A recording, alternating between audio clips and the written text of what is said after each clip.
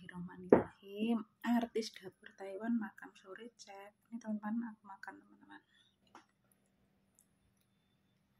Makan sayur lodeh, terong, tahu, tulangan ayam, dan ada sayur hijau nggak tahu namanya. Aku gabungin jadi satu. Jadi ini aku masak 2 kali teman-teman. Pertama itu aku masak lodeh tahu, tulangan ayam sama terong. Terus yang hijau ini aku masak sayur bubur. Aku anggap lembayung teman-teman. Sebenarnya bukan lembayung sih, nggak tahu namanya ya. Mantap pokoknya.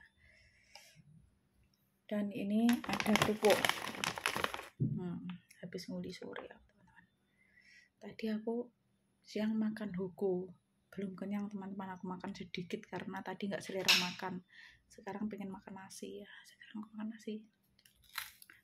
Bismillahirrahmanirrahim. Allahumma barik lana fima razaqtana wa qina adzabannar. Amin. Mantap juga. Dan minumnya teh. Bosku beliin. Aku satu bubas satu. Mantap kan teman-teman, bosku is the best.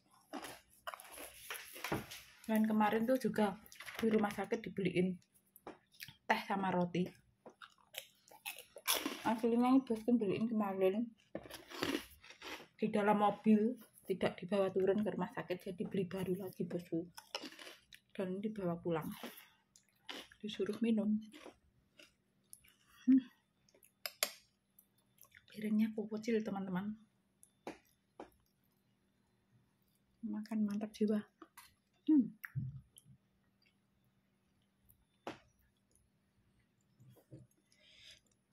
Enak teman-teman.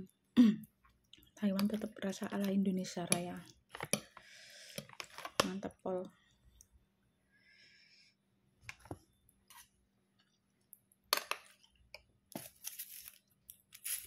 Kita minum teh ya. Mantap teman-teman. Kita minum tehnya. Sama bosku disuruh minum tadi. Untuk aku sama Bu Bos. Bismillahirrahmanirrahim.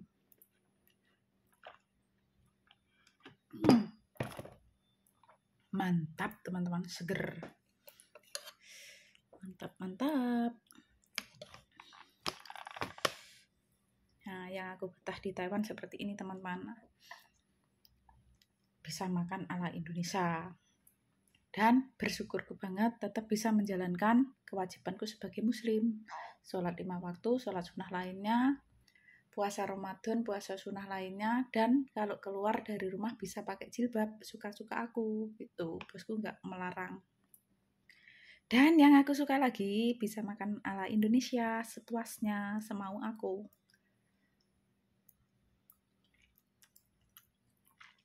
Dan semua kebutuhanku tercukupi dari ujung rambut sampai ujung kaki kecuali 3, yaitu softtek, jadi kacamata. Jadi sandang, pangan, papan, fasilitas nyaman. Kayak baju, kaos, sepatu, sandal, perlengkapan mandi, semua tercukupi sama bos. Harganya jutaan, kelasnya mall, Sugu, Hangten. Yang beliin Pak Bos sama mamanya Bu Bos. Kelasnya tetap disamakan, kelasnya Bu Bos. Sepatuku sampai banyak teman-teman. Bos yang beliin juga. Rak 3 itu nggak muat. Belum bajunya, jutaan. Sekali beliin double. Dan ngasih rezeki Imlek tuh nggak cuma-cuma, lipat kali lipat dari gaji UART resmi rasa gaji pabrik. Plus naik gaji 6.000 NT setara 3 juta lebih per bulan. Jadi aku dulu yang pernah terhina oleh temanku, teman rekan bisnis kenal online atas kerjaanku gara-gara hal sepele. Aku itu komplain produkku yang rusak, bukan rusak kualitas dalamnya ya teman-teman, itu rusak box sama potnya saja. Boxnya tuh pecah, peyot ya, terus potnya tuh pecah gitu loh. Dan itu bukan kerusakan yang pertama kali, tapi kesekian kalinya. Tapi aku orangnya tuh diam gitu loh, nggak mau ngomong, no comment. Terus itu gara-gara ada 2 temen yang mengupload di grup, aku ikut-ikutan, punya aku juga rusak gitu. Ternyata aku yang dimarah, dimaki dari jam 10 pagi sampai jam 7 malam. Bosku pulang kerja itu baru diam. Aku dimaki-maki, terus ujung-ujungnya aku yang minta maaf dulu. Aku meminta maaf dulu bukan berarti aku salah, teman-teman. Aku mengalah bukan aku berarti kalah. Aku diam bukan berarti tidak berani melawan ya. Itu caraku menghadapi dengan bijak dan rendah hati. Walaupun aku direndahkan, walaupun aku sebenarnya tidak salah, aku mengungkap sesuai fakta kan. Itu aku dihina seperti ini. Kerjaan kamu tuh babu, gaji kamu berapa, punya kamu apa, pangkat kamu apa. Ibaratkan kamu itu tai yang sudah aku injak-injak. Tai itu kotoran kita, teman-teman. Yang sudah aku injak-injak tidak ada harganya. Kelas teri mau melawan kelas kakap, rupa pas-pasan. Seperti itu juga, teman-teman. Aku dimarahin seperti itu, dihina-hina seperti itu. Dan ternyata teman-teman, saat itu dia rumah masih ngontrak. Memang dia naik mobil ya, saat itu naik mobil karena dari bisnisnya itu. Dan setidak-tidaknya aku sebelum menjadi babu alias TKW, aku sudah bisa mewujudkan rumah impianku pertama. Lantai 1, lantai 2 rumah samping, yaitu tahun 2011 bulan 5. Kerja kerasku sama mantan suami, itu di tanah mantan suami, di tanah ibunya mantan suami. Depan jalan raya tempat strategis. Jadi intinya biaya rumahku bisa untuk beli mobil parkir, kalau kayak mereknya dia bahkan lipat kali dari itu dapatnya gitu ya. Cuman aku cuma menjawab singkat padat seperti ini. Alhamdulillah apapun pekerjaanku aku syukuri, Mbak. Yang penting halal untuk keluargaku. Dan aku juga tidak ngomong kalau aku tuh udah punya rumah dan gini. Tapi pada akhirnya dia juga tahu kalau aku sudah punya rumah. Dia pernah datang ke rumah ibu mertuaku, kan menghantarin kayak aku dapat bonusan hadiah seperti itu, teman-teman. Dan aku pun pernah mendapatkan jalan-jalan gratis di luar negeri. Tapi nggak aku ambil untuk jalan-jalan, aku ambil uang seperti itu. Dia pernah datang ke rumahnya ibu mertuaku mengantarin hadiah dan produk kayaknya 2 kali ya nggak salah. Berarti dia juga tahu rumahku lah, depan jalan raya rumahku, arah mau belok ke rumah ibu mertua. Jadi aku nggak cerita kalau aku tuh sudah punya rumah sendiri gitu, nggak cerita. Yang penting aku hujan nggak kehujanan, panas nggak kepanasan, tidak mikir kontrakan. Dan aku tahu kalau dia itu ternyata rumahnya masih kontrak itu dari teman-temannya. Karena kan kita satu grup, terus teman dia juga banyak kan. Jadi temanku juga kan satu grup, itu pada ngechat aku. Teman-teman dia cowok cewek, tua muda, mungkin kasihan sama aku dimaki-maki, heboh teman-teman ya, rame kok. Terus ngasih semangat aku, intinya pada nyuruh aku sabar lah. Iya, aku sendiri nggak apa-apa lah, biarin dihina, direndahkan, aku nggak apa-apa. Ibaratnya aku dihina tidak akan menjadi sampah, tidak akan tumbang, dan disanjung tidak akan terbang, tidak akan menjadi rembulan, kira-kira seperti itu. Jadi aku cukup alhamdulillah terima kasih atas hinaannya seperti itu. Lemah teles saja, Mbak, kayak gitu. Dan intinya seperti ini, bilang aku ngenduk aku gitu. Padahal itu tua aku ya, katanya. Mau kamu apa, Nduk? Ayo aku layani, aku ladeni. Mau ndelosor di kandang macan, kayak seakan-akan menantang aku urusan di penjara gitu loh, teman-teman. Tapi kan apa salahku gitu loh, aku kan mengungkap fakta kebenaran dan aku pun tidak ngomong apa-apa, melainkan punyaku juga rusak gitu kan. Boxnya punyaku peyot ya, seperti ini, boxnya peyot, terus pot dalamnya tuh pecah gitu ya. Aku pas salah ya teman-teman, kan nggak salah dan aku tidak ada maksud apa-apa gitu. Katanya aku biang keroknya lah, apalah, dia nyindir juga tadinya tuh di status. Tadinya kayak ngomong baik-baik teman-teman, awalnya aku ya tanggapi baik ya, kok makin panas chatnya gitu loh. Padahal aku tuh nggak tahu aslinya apa maksudnya gitu ya. Aku pikir biasa saja gitu loh, nggak ngapa-ngapain ya. Aku cuma ngomong kalau produkku tuh juga rusak, aku yang dimakan, yang diterkam, dimarah-marah, dibentak-bentak, suaranya lantang, teriak-teriak teman-teman. Sumpah demi Allah, ya Allah, teringat itu benar-benar terngiang di telinga. Walaupun aku sudah memaafkan dan aku tidak dendam, walaupun dia gituin aku teman-teman, aku tuh tetap merendah loh, mengalah. Jadi setiap lebaran Indonesia ya, Idul Fitri itu aku menyapa loh, mengucapkan selamat loh.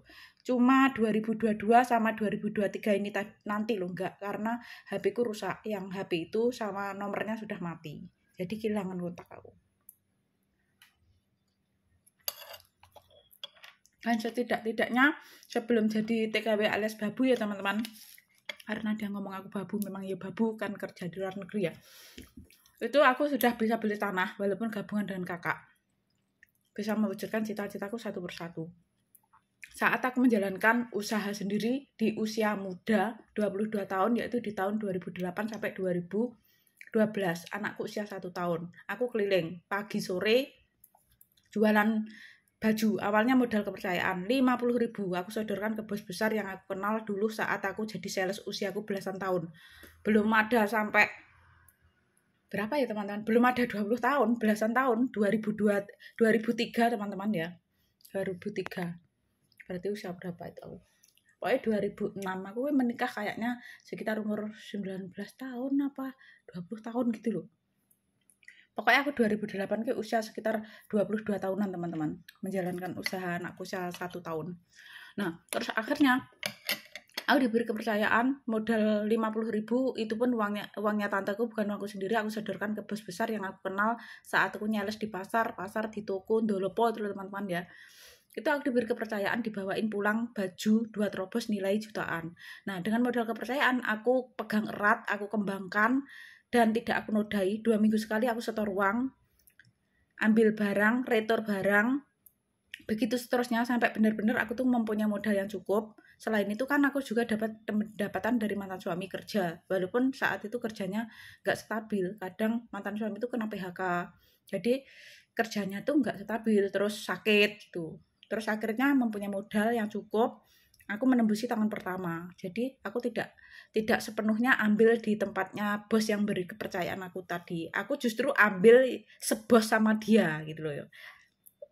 Aku menempuhi di rumahnya langsung. Begitu ceritanya teman-teman. Terus akhirnya aku mendapatkan keuntungan lipat kali.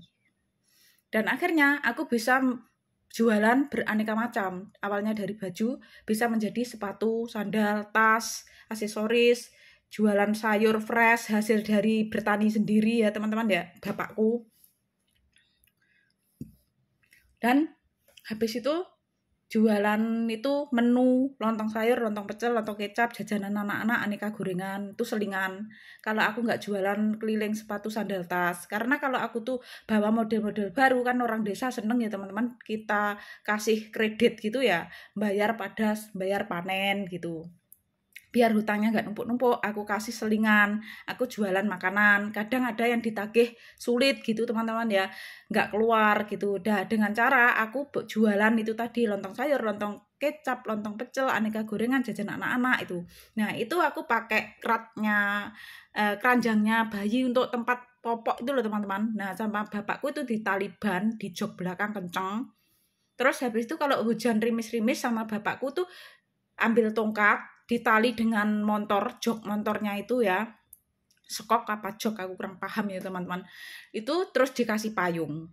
Jadi aku dulu perjuanganku luar biasa teman-teman, masih muda, jadi nggak kaget dimanapun posisiku gitu ya. Jadi ibaratkan aku setiap hari pegangan uang, kocek uang sudah aku alami, kerere nggak mau punya uang sama sekali sudah aku alami. Aku melahirkan nggak punya uang aku alami, mau balikin kado ke adikku, anakku usia 3 bulan 2007 ya, habis 3 bulanan lah anakku ya, itu aku nggak mempunyai uang sama sekali, balikin kado ke adik angkatku 150.000, nggak punya uang. Aku dikasih ibu mertua 100.000, dikasih pamannya mantan suamiku 50.000. Padahal itu sama ibuku ternyata aku ya mau dikasih uang gitu loh ya.